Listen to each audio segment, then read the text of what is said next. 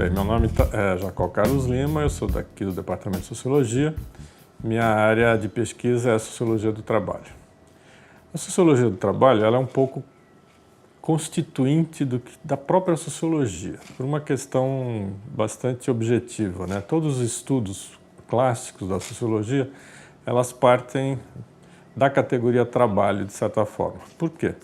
Porque, concretamente, a Sociologia surge num momento de expansão do capitalismo e da industrialização, na qual o trabalho é visto como uma forma de estruturação da sociabilidade e também uma forma de você explicar como as mudanças sociais acontecem. Então, no final do século XIX para o século XX, concretamente, é o momento que a sociologia surge como disciplina, você tem o trabalho como elemento estruturante das relações sociais, tá? Então, você vai ter a categoria trabalho, que ela vai estar vinculada à categoria classe social e às categorias de mudança social, de transformação social, luta de classes e coisas desse tipo. Então, efetivamente, nós temos que a ideia de trabalho ela se confunde muito com a ideia original da própria sociologia. Então, se nós tivermos Marx, que é um dos autores básicos, na qual ele vai concretamente trabalhar extensamente sobre essa categoria, sobre as transformações e sobre as potencialidades disso, tá?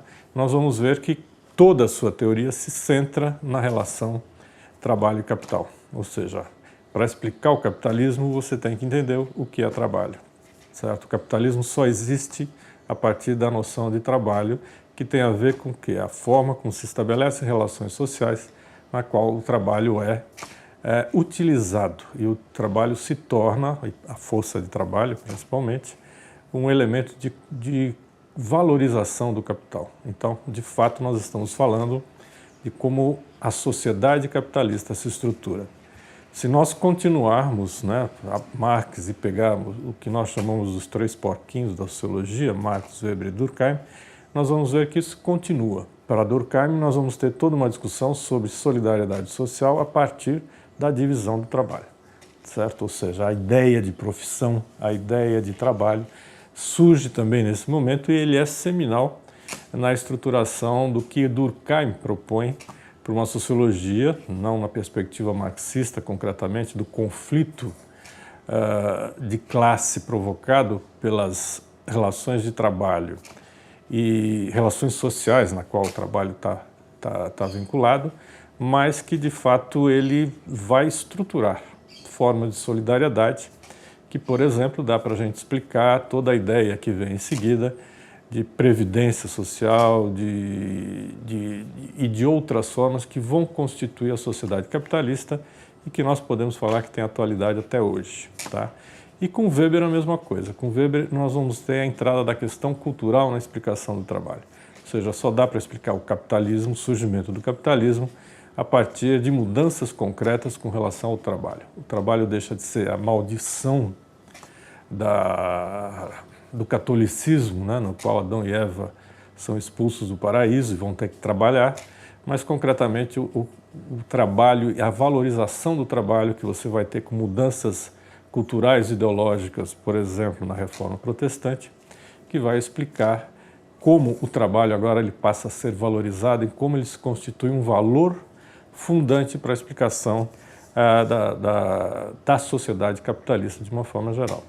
Então, esses três, de certa forma, eles sintetizam, a partir do pensamento sociológico clássico, tá, a ideia de trabalho como central, ou com uma forte centralidade na explicação sociológica, certo? Então, a partir dessa ideia de trabalho e da sociabilidade provocada por isso, é que nós temos concretamente, digamos assim, uma explicação da sociedade capitalista nas suas formas mais variadas possíveis, ou seja, o trabalho como um elemento básico. Por exemplo, um conceito fundamental que nós temos aqui é o conceito de mercadoria do Marx, que é um conceito também seminal, no qual ele vai explicar a valorização do trabalho enquanto força de trabalho tornada uma mercadoria, tá certo? Na qual a compra e venda dessa força de trabalho é um fator de valorização do capital, tá? Então, a partir daí, obviamente, nós vamos ter desdobramentos na teoria sociológica, tá? Então, concretamente, nós vamos ter uma sociologia marxista bastante consistente nos estudos sobre trabalho, mas que na constituição da subdisciplina Sociologia do Trabalho vai ter variações históricas. Então, por exemplo, nos Estados Unidos, a partir dos anos 30, nós temos o quê? O surgimento de uma sociologia industrial, na qual, concretamente, você vai ter a contribuição principalmente da teoria weberiana e da teoria durkheimiana, tá? E na sociologia francesa, a partir dos anos 50, concretamente, essa influência marxista ela vai estar mais presente e que vai crescendo, principalmente a partir dos 60, na explicação do trabalho. E nós temos, assim, ao lado dessa subdisciplina que nós chamamos de sociologia do trabalho, nós podemos falar também de variações de subdisciplinas muito próximas que também surgem nesse momento. Como eu disse, a sociologia industrial, mas nós podemos falar da sociologia das profissões, da sociologia organizacional, da sociologia econômica e outras subdisciplinas que se aproximam bastante, embora com enfoques diferenciados, mas sempre dentro dessas três linhas básicas representadas pelos três autores que eu fiz referência, tá? Então, a partir daí, você vai ter todo um desenvolvimento e que vai acompanhando as transformações, tá? Porque lembrar também que tem o seguinte, quando nós falamos da disciplina Sociologia do Trabalho, lembrar que nós estamos falando da sociologia de uma forma geral e os condicionantes históricos do desenvolvimento da disciplina.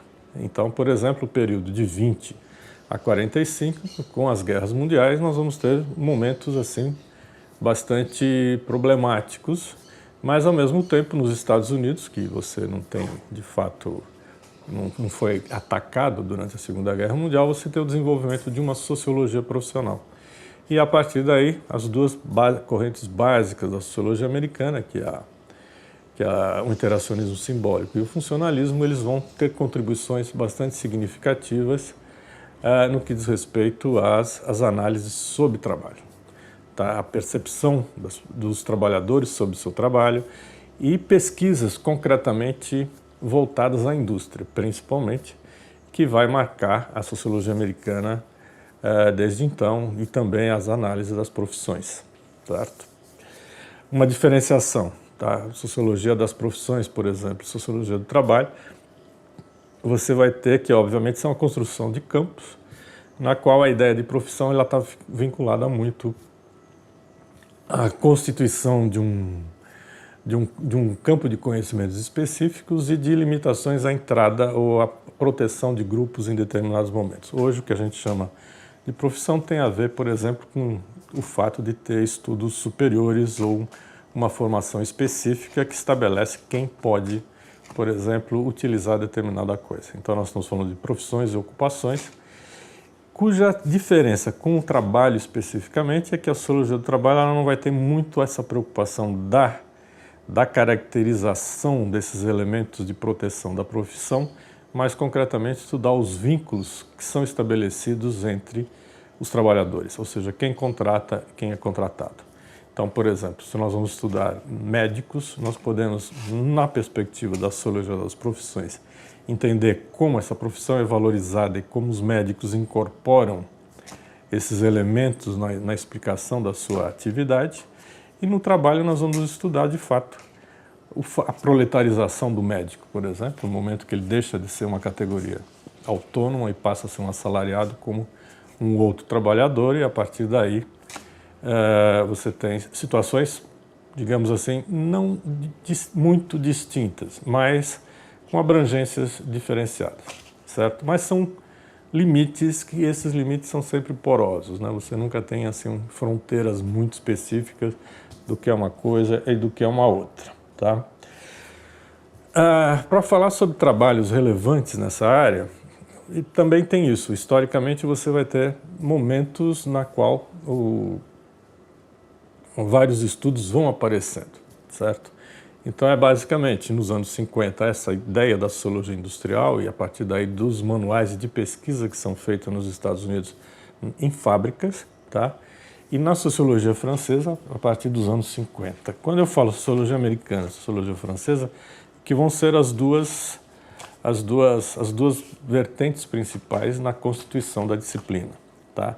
Então, de fato, você vai ter uma série de análises sobre classe, sabe? Sobre trabalho e classe, por exemplo, e o que vai marcar a sociologia brasileira, certo? Também a partir dos anos 40, 50 e 60, você começa a ter estudos específicos sobre a formação de um trabalhador industrial no Brasil, ou seja, aquela ideia de modernidade que nós vamos ter com relação ao Brasil vai estar vinculada à questão da fábrica e à questão de um surgimento de um operariado sem muita tradição, sem tradição, obviamente, industrial, mas que desde a migração europeia para cá, de certa forma, trazem alguma coisa. Então, a sociologia do trabalho brasileiro, ela vai tentar incorporar, seja historicamente esses estudos desde o início do século XX, e seja a partir dos anos 60, final de 50, uma preocupação com a formação da classe operária no Brasil, um pouco na linha da modernização que isso representou na sociedade brasileira, ou seja, o surgimento de um operariado fabril, principalmente aqui no Sudeste, em São Paulo, tá? Com a vinda das indústrias automobilísticas e coisas desse tipo, vai ser assim um marco dessa, digamos assim, da modernidade capitalista no Brasil, certo? Bem, as questões teóricas e trabalhos de referência. No caso, se nós pegarmos na sociologia de uma forma geral, na sociologia internacional de uma forma geral, nós vamos ter o Pierre Naville e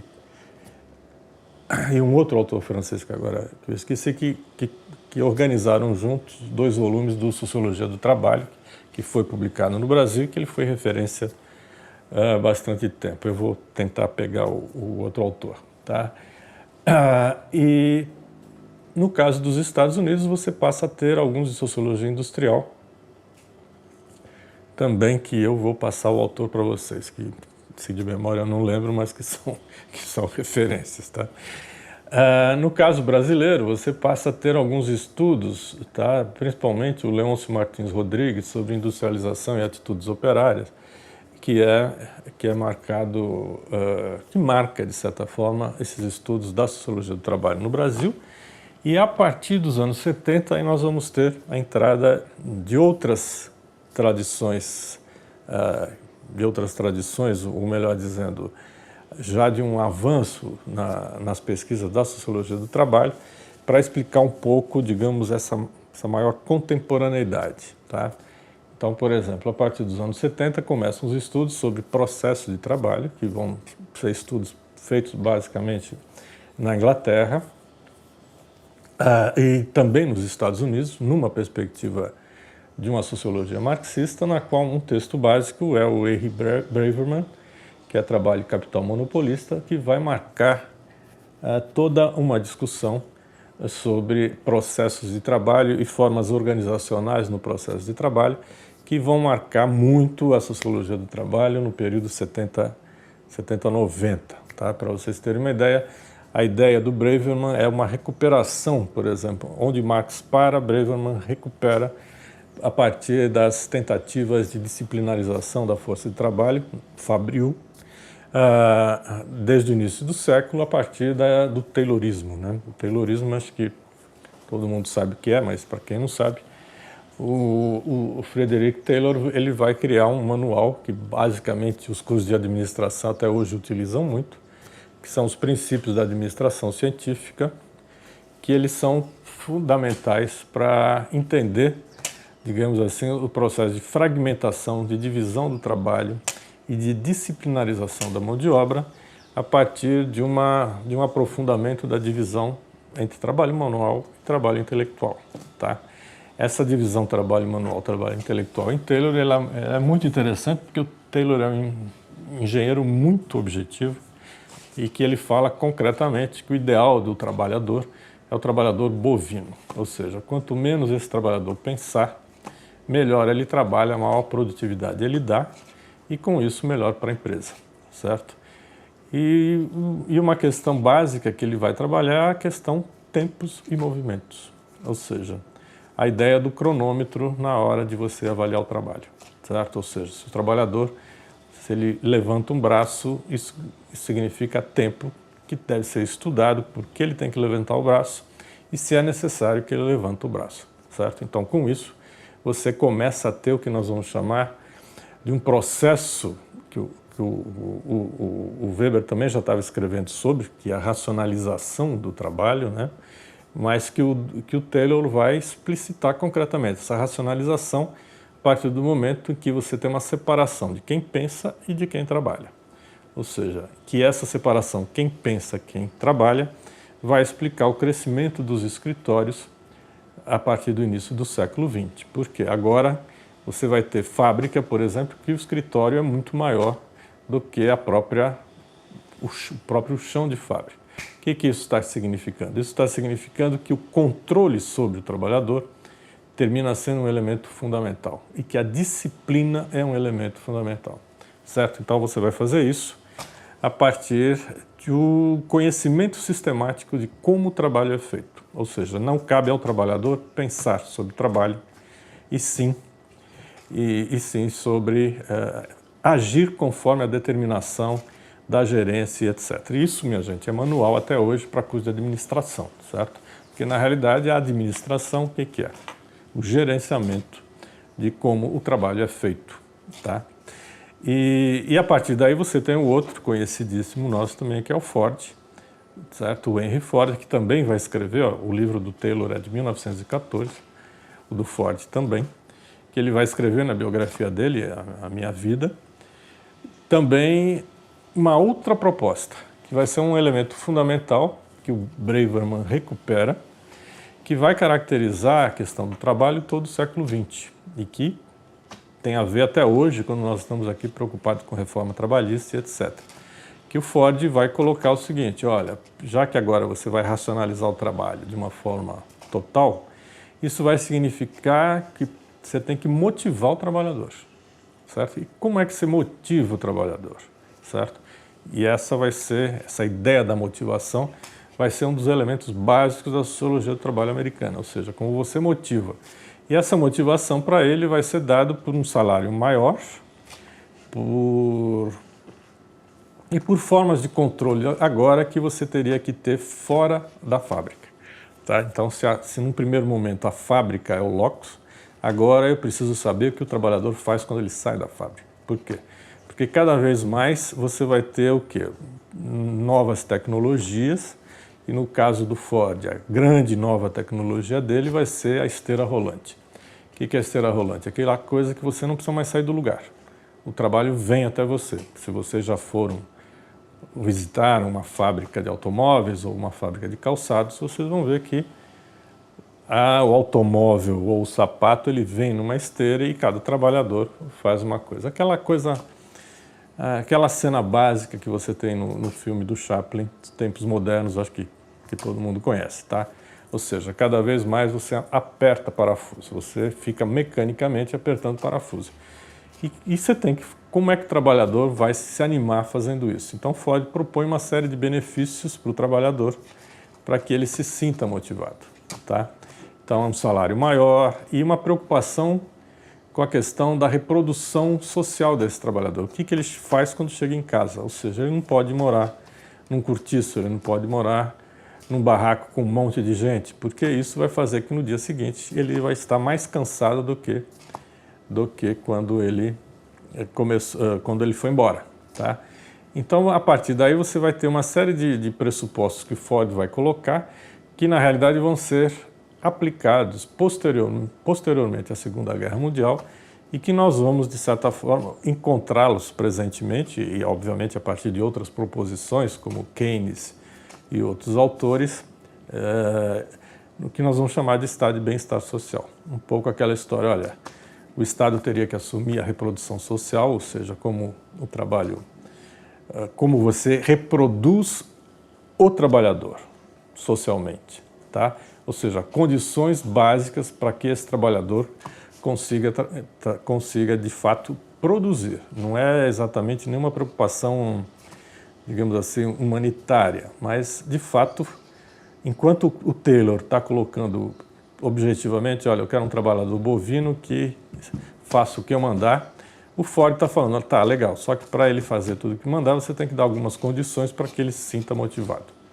E motivado e, ao mesmo tempo, não apronte, tá? Porque uma grande preocupação, por exemplo, é o que o trabalhador faz quando ele sai da fábrica.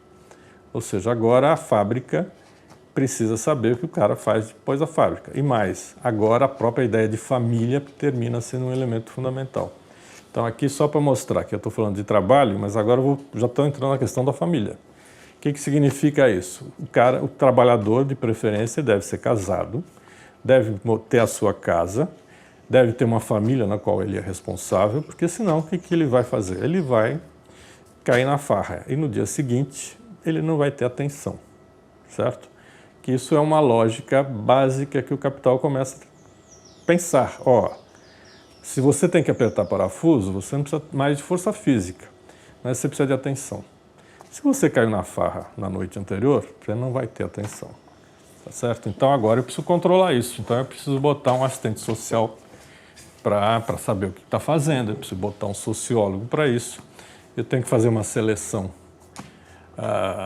de mão de obra adequado, ou seja, as ciências humanas entram na fábrica a partir daí. Então nós estamos falando de psicologia organizacional, estamos falando de sociologia do trabalho, estamos falando de assistência social, enfim, de uma série de outros elementos, porque não interessa mais a vida do indivíduo só na produção, mas o que ele faz fora, porque uma coisa está vinculada à outra, certo? Então o livro do Braverman, ele virou um clássico, é dos anos 70, mas ele se torna praticamente um clássico, por quê? Porque ele recupera um pouco essa contribuição do Taylor e do Ford, e que depois, obviamente, vai sendo explicado também por outros contextos, não é mesmo?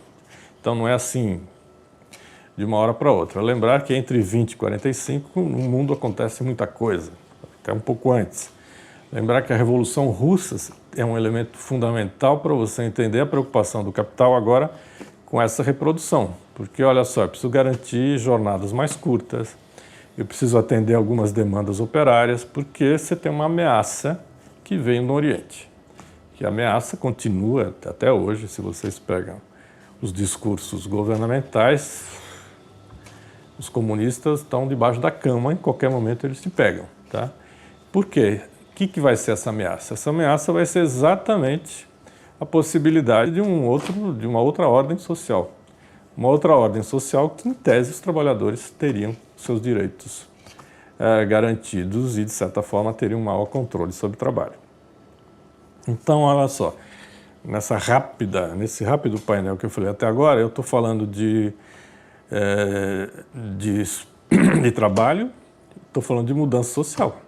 Estou falando, inclusive, da ideia de revolução. Lembrar que o século XX inteiro, ele é considerado, digamos assim, o século do trabalho. Porque a ideia de trabalho está vinculado à ideia de transformação social. Por isso que é um elemento muito sensível politicamente. Tá? Nós tivemos o nosso Ministério do Trabalho acabou de ser extinto. Tá? Que isso tem a ver conosco? Tudo. Percebe que, concretamente, a ideia de trabalho é uma ideia potencialmente perigosa no momento que você passa a ter direitos, tá? E que você passa a ter organização do trabalho, certo? E organização. E esse é um outro elemento que os estudos da sociologia do trabalho entram, que é como os trabalhadores se organizam fora da fábrica, como eles se organizam politicamente. Então, são estudos sobre sindicalismo, estudos sobre manifestações de uma forma geral e coisas desse tipo que vai marcar toda a sociologia também do trabalho e marca ainda até hoje. Agora, concretamente, com todas as mudanças que nós tivemos no século XX, certo? A partir também, olha só, eu falei dos anos 70, que o texto do Braverman é um texto fundamental para você entender um pouco esse processo, tá? Mas você vai ter vários outros que vão entrar por aí, porque a partir dos anos 70 você tem outras mudanças, tá? em que a sociologia do trabalho está muito preocupada. Por exemplo, no período que a gente chama do fim da Segunda Guerra Mundial até 1970, nós chamamos, também alguns autores chamam bastante, principalmente o David Harvey, que é um geógrafo, mas é sociólogo também, marxista, e é um texto básico para a gente entender um pouco as transformações a partir dos anos 70. Ele vai chamar esse período, digamos, 1950, 1975, ou 45, 70, você tem algumas divergências do período fordista. O que é esse período fordista? É o momento que você tem nos países centrais do capitalismo o chamado estado de bem-estar social. Tá? Então agora a gente entra na questão política e, concretamente, o Estado como mediador das relações capital-trabalho e como tentando eliminar o caráter mais conflitivo dessas relações entre capital e trabalho, certo? Lembrar que no fim da Segunda Guerra Mundial, a União Soviética se tornou uma potência militar e isso uma ameaça a mais. Então, como forma de você bloquear, por exemplo, o avanço comunista, você tem que a ideia do estado de bem-estar social era levar para os trabalhadores uma condição de vida, uma condição de existência que os levasse a preferir o capitalismo aos, digamos assim, às carências que o socialismo do leste e os problemas do socialismo do leste teve, certo? Então, o estado de bem-estar social significou para a classe trabalhadora, de uma forma geral, nesse período, uma melhoria de vida muito forte, né? Os salários começaram a melhorar, generalização da escola pública, da saúde pública e uma série de outros elementos que alguns autores vão chamar até de um certo capitalismo social, tá? Mas que não resiste às mudanças dos anos 70, certo? Que eu não vou contextualizar tudo, que levaria muito tempo, mas que concretamente vai significar o quê? Nos anos 70 você tem a volta dos derrotados na Segunda Guerra Mundial para o mercado, e você passa a ter uma competição concretamente, as fábricas começam a também ir para o terceiro mundo nos processos de desenvolvimento que você tem, por exemplo, as multinacionais começam a chegar aqui no Brasil, automobilística, etc. Então você vai, digamos assim, descentralizando um pouco a produção industrial e essa Europa do estado de bem-estar social começa a ter um trabalhador muito caro, certo? E você começa a ter novas propostas organizacionais para o trabalho que vai fazer com que a situação comece a mudar a partir dos anos 70, certo? Mas a crise do petróleo, lembrar que a crise do petróleo tem um impacto muito grande, porque os Estados Unidos bebem petróleo até hoje, como vocês sabem, todas as guerras que os Estados Unidos têm se metido durante todo o século XX e XXI tem a ver com países produtores de petróleo, porque lá, concretamente, você tem uma sociedade que vive muito em cima disso, e você passa a ter agora, ficou tudo muito caro, você precisa procurar novas tecnologias se tornam, digamos assim, mais operacionalizáveis, utilizáveis, etc., e novas formas organizacionais. Então, se nós tivermos Taylorismo, Fordismo, agora, a partir dos anos 70, 80, nós vamos começar a ouvir muito na sociologia do trabalho o conceito de toyotismo, certo? O toyotismo que vem da Toyota e que vai ser um modelo criado pelo Japão, tem um tipo de capitalismo diferente, que vai tentar racionalizar mais ainda a força de trabalho, certo? E uma das características desse toyotismo é uma coisa um pouco que questiona o Taylorismo, que é o trabalhador, a valorização do trabalhador no sentido de que quem conhece de fato o trabalho é o trabalhador, tá? Aqui só um parênteses um pouco para falar sobre isso, que nós temos o seguinte, olha só, todo esse período que nós vamos chamar de fordista, né, que você passa a ter uma situação de bem-estar social para os trabalhadores no primeiro mundo, mas que no terceiro também significou uma coisa muito objetiva, tá? A questão da luta por direitos sociais. Lembrar que nós temos no Brasil a partir de Getúlio Vargas, a questão da CLT em 1943, que vai, de certa forma, refletir um movimento que estava vindo na Europa, que é exatamente essa: olha, vamos dar alguns direitos para os trabalhadores antes que esses trabalhadores consigam na marra, tá certo? Então você começa a ter, e em vários países da América Latina e outros, a ideia dos direitos do trabalho, certo? Que aí passa a ser uma noção fundamental, minha gente, que é o seguinte: o trabalho agora, ele passa a ser, no caso brasileiro, mas não só no caso brasileiro, quase que um sinônimo de cidadania, certo? Você sendo trabalhador, você começa a ter direitos sociais. E no Brasil, no período Vargas, isso vai ficar muito evidente, tá? A ideia da carteira de trabalho, que agora também estou querendo acabar com ela, tá? Lembrar que ela terminou sendo um símbolo de direitos. E não só um símbolo de direitos, o símbolo de você estar inserido em alguma coisa. Ou seja, quem já não esteve num bar no fim de noite e a polícia chega, tá? E se você tem uma carteira de trabalho, mesmo que ela estivesse vazia, aí você tem essa história: não, eu sou um trabalhador, tá? Então, você tem uma construção cultural da figura do trabalhador como o homem de bem, tá? Então, você passa a ter isso.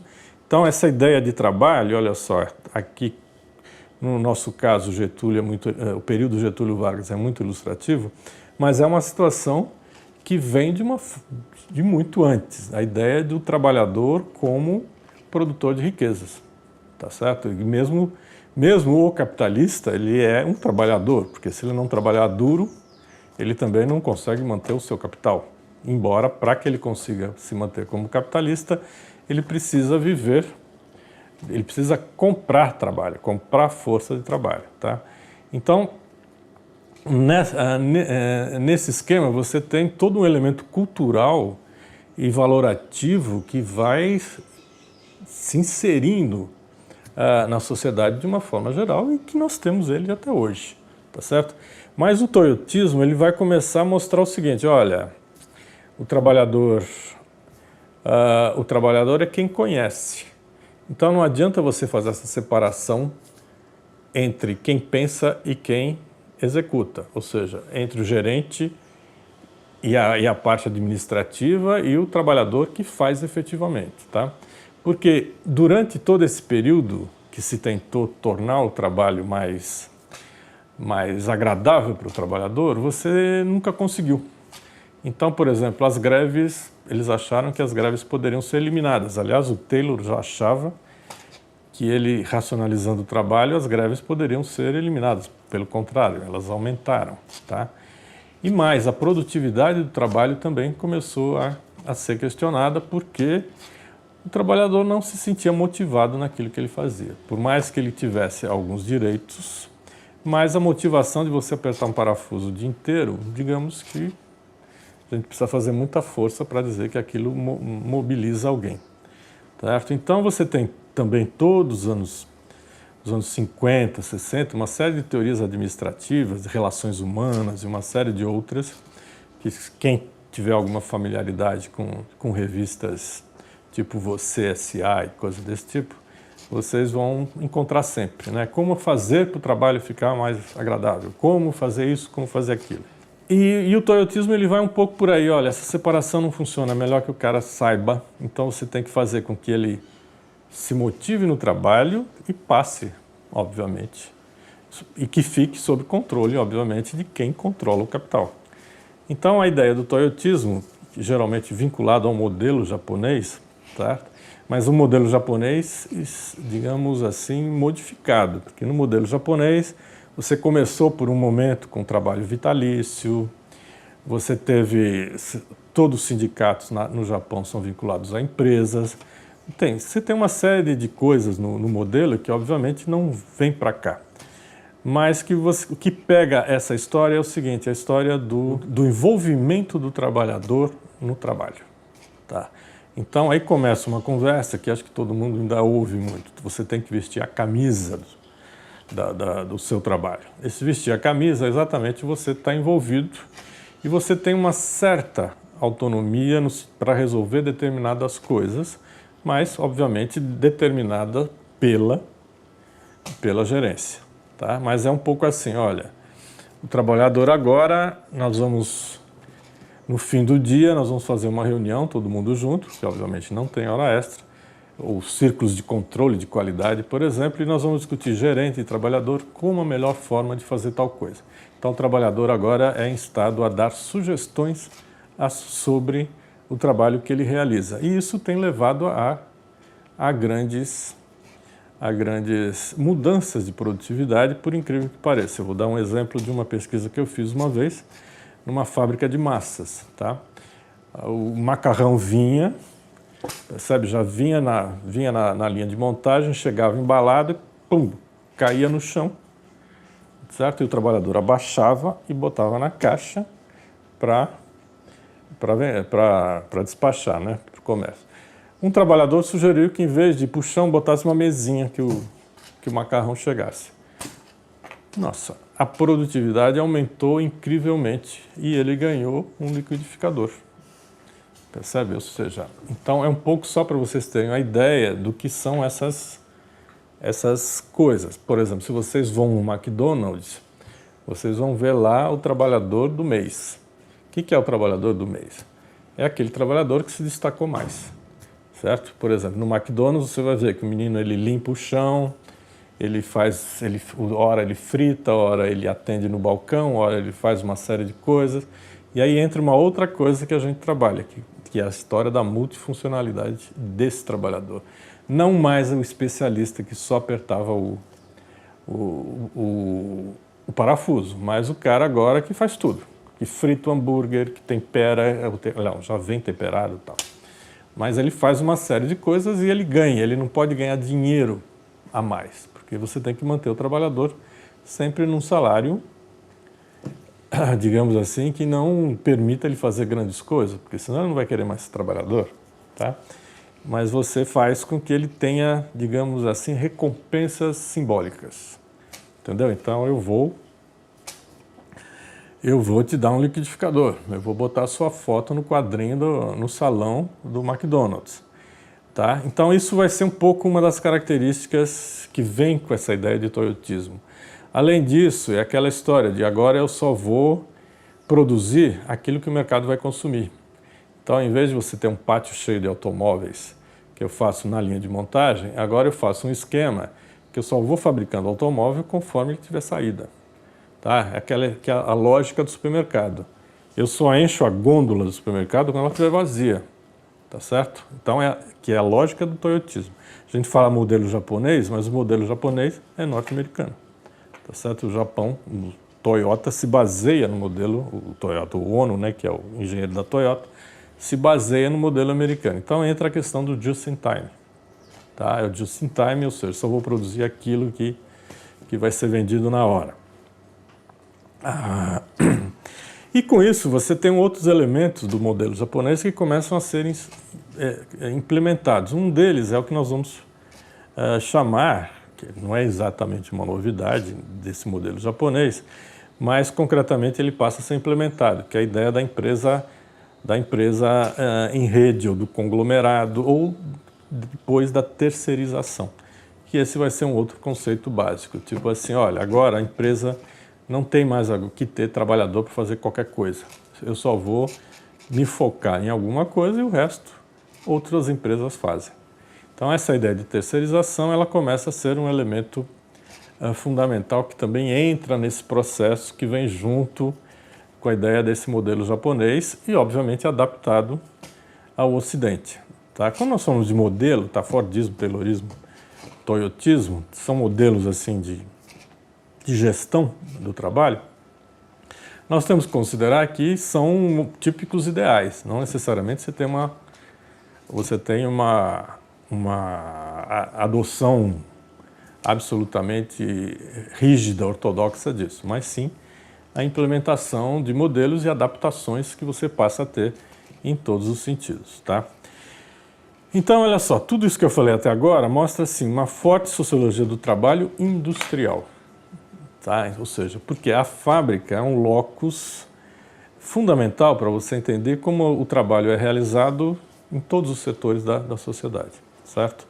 Mas a partir dos anos também dos anos 70, esse foco começa a ser deixado um pouco de lado também, tá? Porque a fábrica, não que a fábrica tenha diminuído não, tá? E nem que o trabalhador, o operário industrial tenha diminuído, mas você começou um outro processo que vem junto com esse processo na qual o toyotismo termina sendo o modelo organizacional, mas a questão das transformações na produção, que nós vamos chamar, que é um outro conceito básico que nós utilizamos, que é a reestruturação produtiva, certo? A ideia da reestruturação produtiva tem a ver com essas mudanças organizacionais, mudanças tecnológicas que vêm vindo também dos anos 70, 80, 90, tá?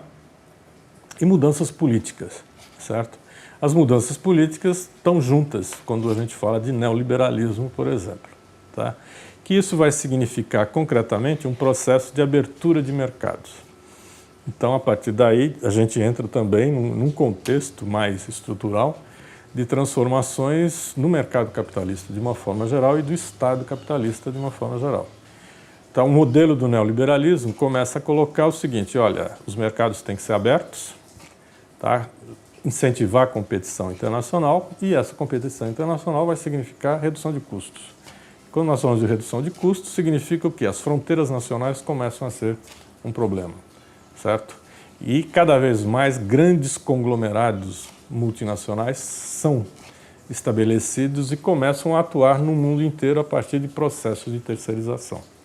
Então, nesse processo, você vai ter abertura de mercados, que no Brasil nós vamos ter isso nos anos 90, no período do Fernando Henrique Cardoso, que vai reestruturar a nossa indústria. Por exemplo, quase que você acaba com o setor têxtil aqui dentro, você desnacionalizou praticamente grande parte da indústria brasileira e uma série de outras em nome da competitividade internacional.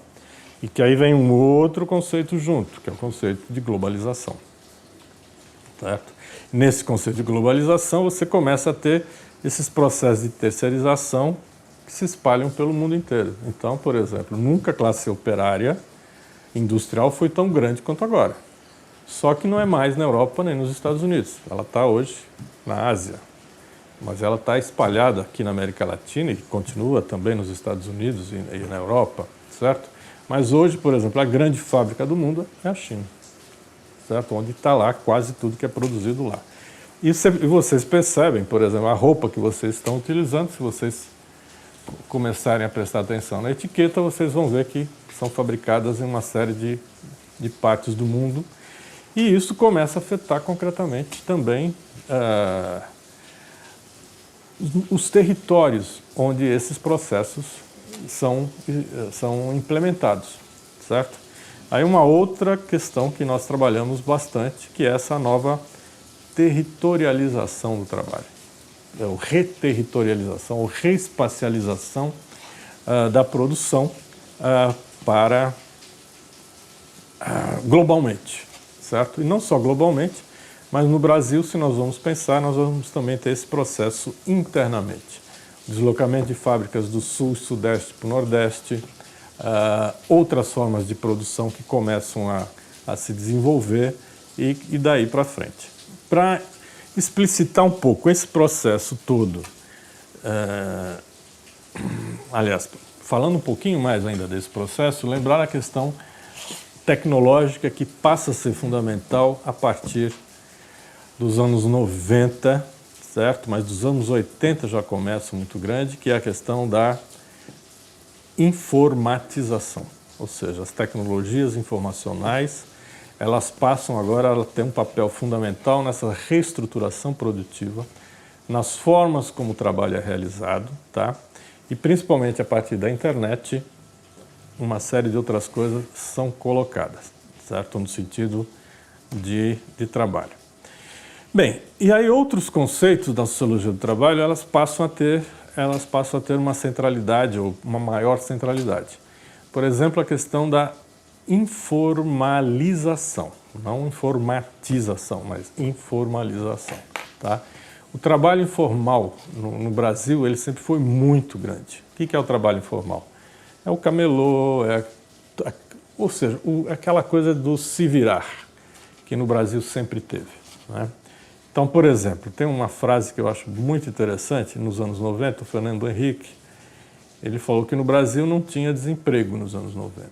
Por quê? No Brasil todo mundo se virava. Então era uma lógica que você tinha desemprego entendido na Europa, por exemplo, na Europa Ocidental, quando o cara estava desempregado, ele recebeu o salário de desemprego até ele ter o outro emprego. E aqui no Brasil você nunca teve uma sociedade, digamos assim, salarial, no sentido que esse também é outro conceito, sociedade salarial, que é exatamente essa sociedade do trabalho assalariado, tá? Que de fato significa que todo mundo que trabalha recebe um salário e tem direitos sociais. No Brasil, sempre em torno de 50%, e outros países da América Latina, 70%, sempre estiveram fora dessa ideia de sociedade salarial, dessa sociedade de direitos, tá? Então, com isso, você sempre teve uma informalidade muito grande, e essa informalidade entendida como coisa de país pobre, como coisa de subdesenvolvimento. Tanto é que a informalidade era muito estudada pela sociologia urbana no Brasil, um pouco advinda do conceito de marginalidade social, tá? Mas nos anos 90, a sociologia do trabalho meio que encampa essa ideia de informalidade como uma nova forma do trabalho. Porque agora você tem uma nova informalidade que ela está muito vinculada a uma série por exemplo, de carreiras de trabalho que desaparecem com a reestruturação produtiva. Então, por exemplo, nos anos 90, os sindicatos tinham uma série de programas de requalificação profissional. Por quê? Com essas novas mudanças organizacionais e tecnológicas, uma série de especializações desaparece. Por exemplo, o torneiro mecânico muda um pouco a forma, ou quase desaparece, entendeu? Você passa a ter que, de repente, o que eram trabalhadores qualificados, agora eles ficam desqualificados e são demitidos, porque uma das questões básicas dessa mudança do toyotista, que é a racionalização maior ainda, é o que nós vamos chamar de enxugamento das empresas. Esse enxugamento das empresas é aquela história, quantas pessoas eu consigo demitir? Tá? Agora, aquele trabalhador que só fazia uma tarefa vai fazer várias. Então você vai ter assim, situações de gerentes de grandes empresas recebendo prêmios por quantos trabalhadores conseguisse demitir. Tá? Então os anos 90 vai ser uma década de desemprego, digamos, estrutural no mundo inteiro. Por quê? Estrutural significa que aquele emprego que você perdeu e que você não vai mais arrumar aquele emprego. Tá certo? Ou seja, você vai ter que fazer outra coisa. Certo? E esse fazer outra coisa vai ser o quê? O se virar. Tá? E aí a sociologia do trabalho também entra na questão das imigrações internacionais, nacionais e internacionais. Cada vez mais você tem, com a falência dos estados socialistas e a falência das políticas de desenvolvimento no mundo, todo mundo tenta ir para onde? Para os Estados Unidos e para a Europa, ou para o Japão. Você tenta migrar. Então é o que nós estamos vendo até hoje, a questão da migração, etc., mas que nos anos 80 já acontece através do quê? Da implantação, não da implantação, mas do desenvolvimento da informalidade no primeiro mundo. Então, por exemplo, começam a surgir estudos da sociologia do trabalho na década de 80 nos Estados Unidos, já discutindo as chamadas sweatshops, ou seja, digamos assim, aquelas oficinas do suor, né, na qual eram trabalhadores ilegais, certo? E que vão trabalhar informalmente na indústria de confecções e coisas desse tipo nos Estados Unidos e na Europa, tá? E aí, porque essas pequenas oficinas, elas começam agora a ser contratadas em redes de contratação. Então, por exemplo, uma grande loja como C&A ou qualquer outra, elas não produzem nada, mas elas compram de oficinas, de cadeias de lojas, enfim, de intermediários no mundo inteiro, e você passa a ter isso como um elemento básico. No Brasil, o caso dos bolivianos, eles são bastante significativos disso no Brás. Por quê? Porque as grandes empresas de confecção que você tinha nos anos 90 com a reestruturação produtiva, elas desaparecem. Porque não importa mais agora você ter uma grande fábrica, você precisa ter uma fábrica que seja ágil, uma fábrica enxuta. Então, o que era uma informalidade característica de país pobre, tá? O termo foi, inclusive, criado a partir de uma pesquisa da ONU em Gana, em 1972, você passa a ter agora essa informalidade sendo vista como extremamente interessante nesse novo momento do capitalismo que vai ser conhecido como capitalismo flexível, tá? Ou seja, a ideia de Fordismo e Taylorismo como algo rígido, a partir de normas, etc. E agora o modelo japonês vai marcar essa ideia de flexibilidade. Flexibilidade significa o quê? Digamos assim que você vai ter jornadas flexíveis, você vai ter trabalho mais flexível, as empresas teriam que ser mais flexíveis, enfim, ele vai ser utilizado das formas mais variadas possíveis, tá? E essa flexibilidade politicamente vai se referir nas reformas trabalhistas que começa a ter no Reino Unido, nos Estados Unidos, aqui o Fernando Henrique Cardoso vai tentar também, e um pouco essa ideia de que agora você tem que ter outras formas e muitos direitos sociais significam perda de competitividade internacional, tá? Então, na realidade, o trabalho informal passa a ser visto quase como sinônimo de trabalho flexível. Aí, como eu falei, e hoje na Europa, nos Estados Unidos, essa informalidade está crescendo, tá? E junta-se a isso a questão da revolução informacional que a gente passa a ter também nesse período, tá? E principalmente a internet. Com isso, a ideia de tempo e espaço muda de concepção. Muda de concepção porque agora eu posso, de Nova York, controlar toda a produção no Vietnã, no Brasil, em qualquer lugar em tempo real. Então agora o controle das formas de produzir, o controle das empresas ficou muito maior e a própria noção de tempo e espaço muda. Percebe? Se antes você ficava muito vinculado, eu vou produzir aonde tem mercado perto, agora eu não preciso. Então a Apple, ela produz na China. Tá? Para o mercado chinês? Não, para todo mundo. Sabe? Agora as tecnologias de transporte, tecnologia informacional, etc., muda concretamente. E com isso você também passa a ter um outro tipo de empresa, que é a chamada empresa em rede, que começa a se colocar, e outros elementos, outros conceitos que a sociologia do trabalho começa a utilizar a partir daí. Um deles é de trabalho criativo.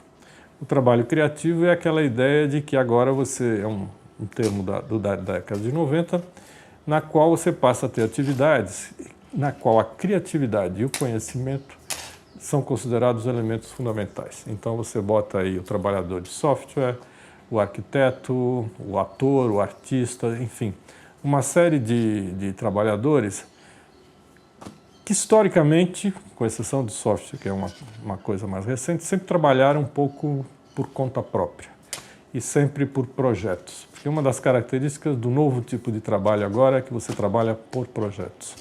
E trabalhos por projetos significa que você não pode ter um contrato muito rígido. Então você precisa ser flexível e você precisa ser móvel. É um outro conceito que a sociologia do trabalho incorpora, que é a questão mobilidade. Certo? A ideia de mobilidade significa o quê? Agora eu preciso de um trabalhador flexível, móvel, criativo e um outro conceito que vem junto, empreendedor. Então agora você tem que ser empreendedor. O conceito de empreendedorismo é dos anos 20, mas agora ele é reformulado. Então não mais o camelô é visto como um trabalhador informal pobre, mas, ao contrário, um empreendedor potencial. Você tem um autor, um economista peruano, que no final dos 80, ele colocou que o problema da América Latina, da informalidade da América Latina, não era a ausência do Estado, mas o excesso. Tá?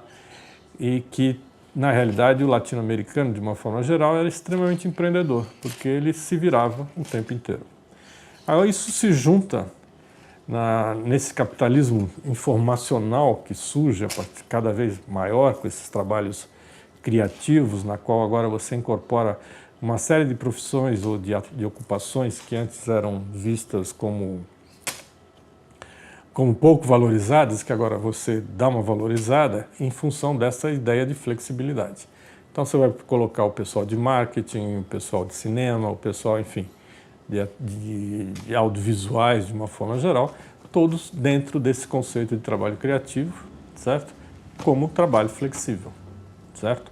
E junto disso, toda uma discussão sobre capitalismo cognitivo, que é uma outra vertente teórica que começa a surgir a partir daí, juntando dois autores que, em tese, na sociologia, que em tese poderiam parecer até antagônicos, mas que não são, que é Marx e Foucault, tá certo? Porque agora, cada vez mais, a ideia no capitalismo é que o trabalhador ele tem a sua subjetividade controlada, ou seja, a ideia do trabalho, ou a subjetividade no trabalho como elemento fundamental da sua produtividade. Então você tem Foucault e Marx e toda uma discussão concretamente sobre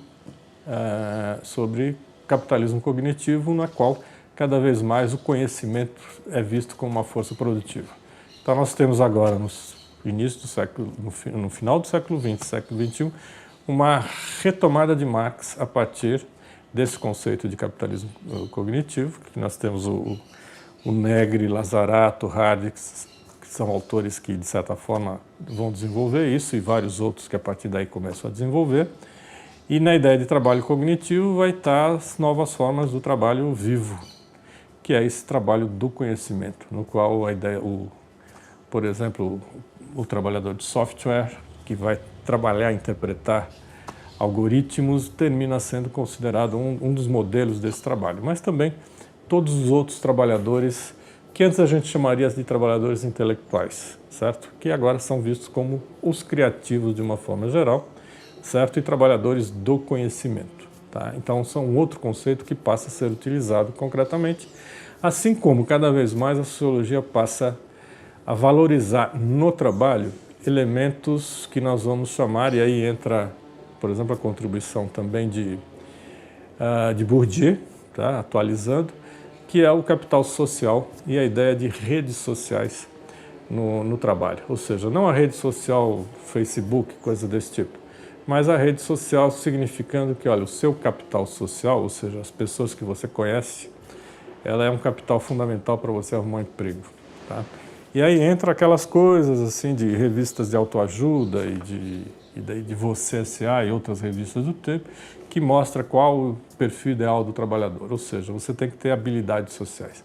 Essas habilidades sociais é exatamente o capital social que você tem e as redes sociais que você frequenta. Então são esses novos caminhos. E por fim, mas não que eu tenha esgotado, tá? Não vamos ter tempo para continuar. Toda essa ideia de um capitalismo cada vez mais digital, cada vez mais digitalizado, na qual você cria outras situações de trabalho que vai ser também conhecido no debate como capitalismo de plataforma, tá? Que é a ideia de que a partir de softwares você passa a ter relações de trabalho na qual o patrão não existe mais. Existe uma plataforma na qual você oferece seu serviço e você tem clientes que compram o serviço.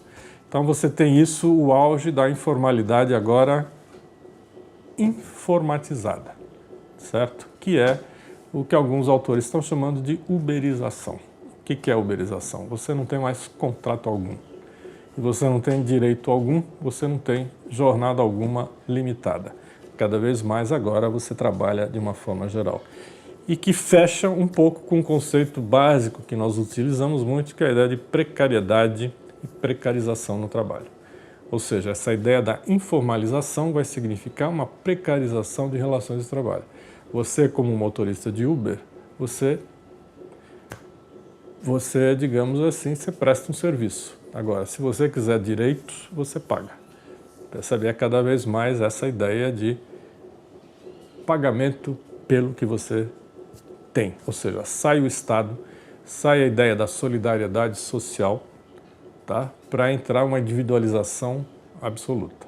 Claro que isso ainda é bastante controverso, você tem várias situações na qual essa prestação de serviços é bastante considerada. Bem, e com isso a gente fecha um pouquinho as dificuldades metodológicas do trabalho. Bem, como que nós podemos falar sobre isso? Olha só, quando nós trabalhamos com empresas ou com trabalhadores, sempre tem um problema muito sério, que é a autorização para fazer uma pesquisa desse tipo. E é uma coisa muito complicada, tá? Então, no geral, nós sempre partimos de pesquisas exploratórias para você sondar o campo concretamente e ver as possibilidades que você tem.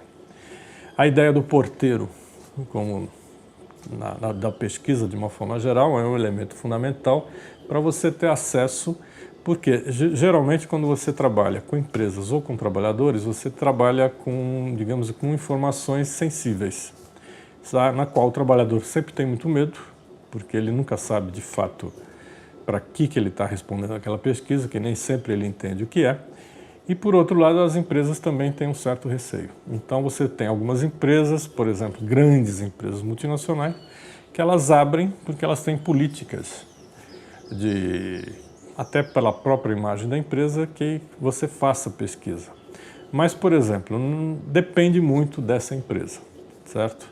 Então, por exemplo, você fazer um survey numa empresa, com trabalhadores de uma empresa, com autorização da empresa, nem sempre é possível. Então, no geral, você tem que estar sempre fazendo caminhos alternativos, seja trabalhadores na saída da fábrica, seja trabalhadores fora do lugar de trabalho, enfim, que é onde você consegue ter algum tipo de acesso a esses trabalhadores e obter informações sobre isso.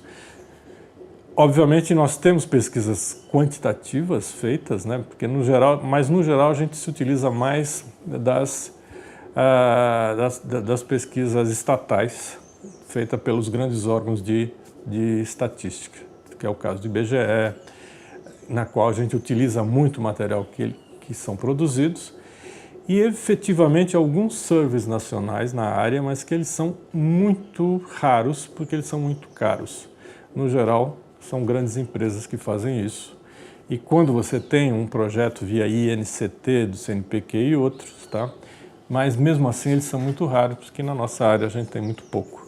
Então você termina fazendo ou surveys menores, ou trabalhos qualitativos concretamente a partir da interrogação dos trabalhadores de observação do trabalho, enfim, toda uma série de técnicas que você vai utilizando um pouco de forma de experimentando de erro e acerto concretamente, tá? Então isso é uma das características.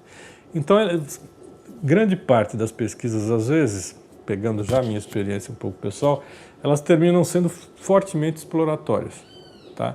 Porque, por exemplo, tem vários temas que são muito tratados na sociologia do trabalho, por exemplo, a indústria automobilística e o sindicalismo na indústria automobilística. Então, para você entrar nesse campo, só vale a pena se você for fazer comparação com outras coisas, tá? Então, aí eu chego um pouco no projeto que eu faço agora, que é um projeto comparativo de 3 setores, que é exatamente os trabalhadores de softwares, trabalhadores de confecção e trabalhadores da indústria automobilística. Por que os 3? Tá? Porque os 3 eles são típicos de 3 momentos ou de 3 situações do trabalho na contemporaneidade. Os trabalhadores de software como o representante do trabalho flexível, informatizado, do trabalho criativo, do trabalho intelectual por excelência, tá?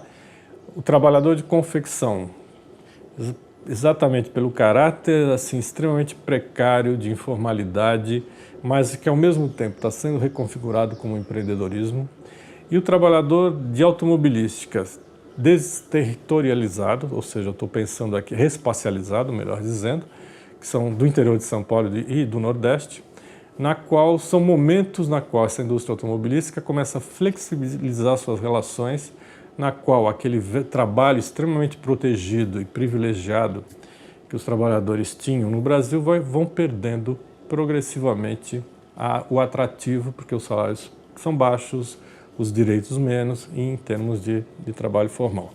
As dificuldades são inúmeras. Por exemplo, nas 2 automobilísticas que nós escolhemos, não conseguimos entrar em nenhuma.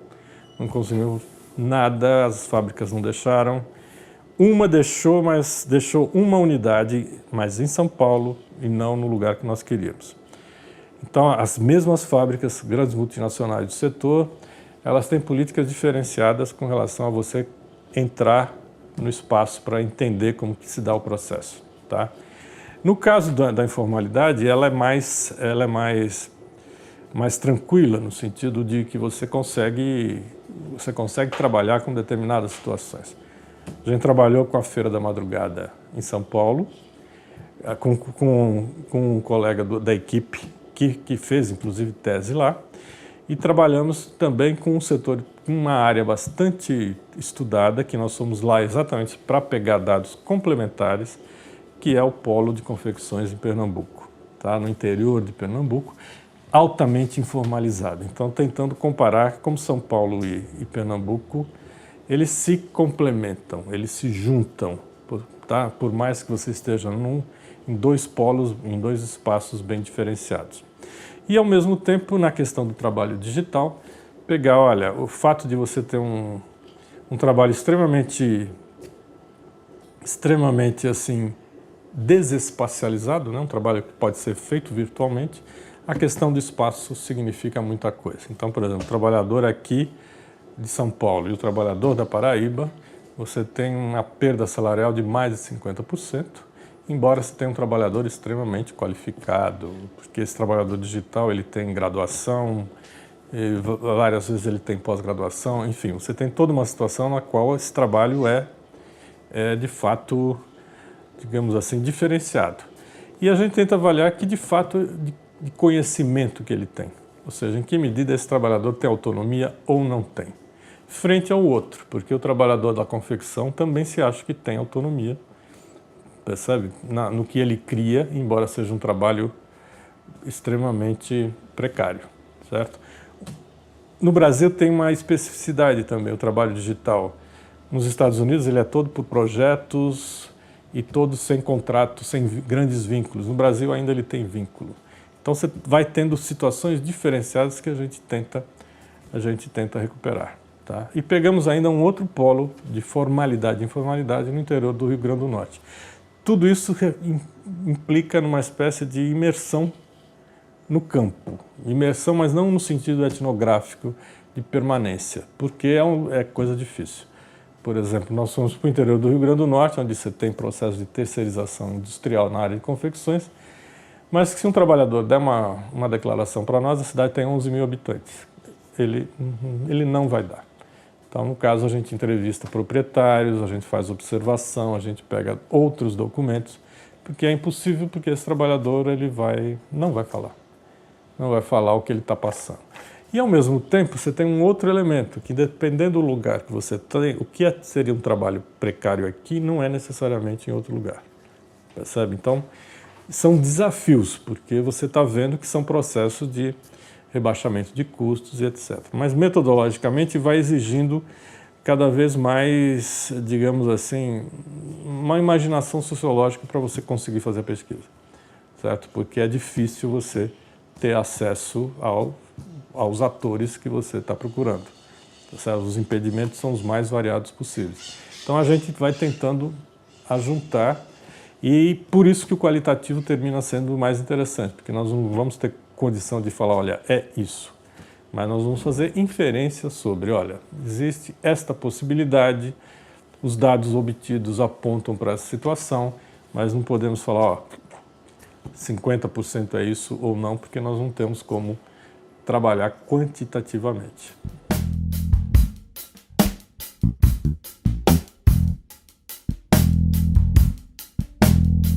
Primeiro, ele precisa ter uma questão de pesquisa básica. Então, é aquela coisa de manual de metodologia. Ele precisa ter uma questão de pesquisa, ele precisa saber exatamente o que ele quer fazer e ter um recorte que mostre a operacionalidade da proposta. Sabe? Se eu quero estudar, por exemplo, informalidade, onde? E por que eu quero estudar? O que você está trazendo concretamente de novo, ou pelo menos de um olhar diferente sobre aquela situação? Percebe? Então, e ter muita clareza das dificuldades que o campo propicia e como você vai superar isso. Então, por exemplo, essa ideia de porteiro, ou seja, você tem como ter contatos privilegiados que te coloquem, que te abram o campo, percebe? Porque o grande problema da área é abrir o campo, percebe? Mas para abrir o campo você precisa ter uma questão muito concreta e que é o grande problema dos nossos alunos, por exemplo. Eles chegam com um tema que eles querem estudar, mas dificilmente eles têm uma questão formulada E o tal do recorte. Às vezes quando eu dava aula de metodologia, eu ficava insistindo no recorte e virava piada com eles, porque era o tal do recorte do objeto, o recorte do objeto, mas concretamente é o tal do recorte que você tem que dar para que você consiga fazer a sua pesquisa, porque senão você não faz. Que essas situações bastante específicas, elas te possibilitam você compreender mais amplamente o que você está querendo analisar, certo? Então seria um pouco por aí. Um outro elemento, tá? Lembrar que a questão da cientificidade da sociologia, tá? Porque tem aluno que chega já com uma resposta pronta. Olha, se eu vou estudar o trabalho, todo trabalho é explorado no capitalismo. Tá, a gente sabe que todo trabalho é explorado, mas você não vai dizer nada com isso, certo? Então é um pouco aquela história, você tem que ter uma certa objetividade na pesquisa, percebe? Não é neutralidade, mas você tem que ter uma objetividade, tá? Eu gosto sempre de um exemplo, que é aquela história, você pode acreditar que no hospital a asepsia ela não resolve todo o problema dos germes, mas você não vai deixar de fazer asepsia porque não resolve, tá certo? Então você tem que ter, concretamente, determinados procedimentos que garantam a cientificidade do que você está fazendo e não apenas uma opinião, porque isso não é sociologia. Sociologia não é opinião, nem é também você fazer uma declaração de fé no que você acredita. Você tem que demonstrar aquilo, tá? Isso que eu chamo de objetividade na pesquisa.